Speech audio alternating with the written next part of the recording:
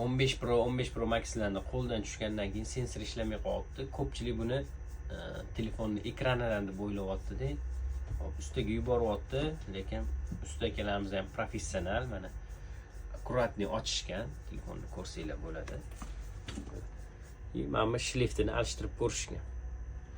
Doim birinchi o'rinda bitta dona ekran qo'yib ko'rish kerak. Eng arzonchi bo'lgan ekran bilan boshlab ko'rish kerak. Ya'ni insel ekran bo'lsa qo'ysa, asosan insel ekranlar har qanaqangi tanlanayotgan modelga tushib ketaveradi. Shuning uchun birinchi o'rin inselni qo'ysanglar, menimcha yaxshi bo'ladi. Undan keyin mana mehnatinglarni qilsanglar bo'ladi, lekin juda ham professional darajada ish bo'lgan, bu yerda bilinmaydi hech qanaqangi bu yerda qo'yilgani. Cho'tki ish bo'lgan, lekin ayb telefonni platasida bo'lgan. Bundan keyin mana video qo'yaman, ko'rsanglar bo'ladi. Buni polni full videosini olganmiz. Hozir mana sensori. Videoni ko'ringlar.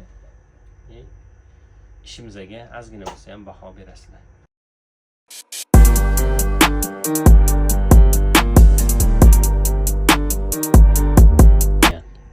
15 Pro Max o'z holatiga keldi. Bunisi esa kirishkasi uchun buni ham cho'tga qilib qo'yamiz.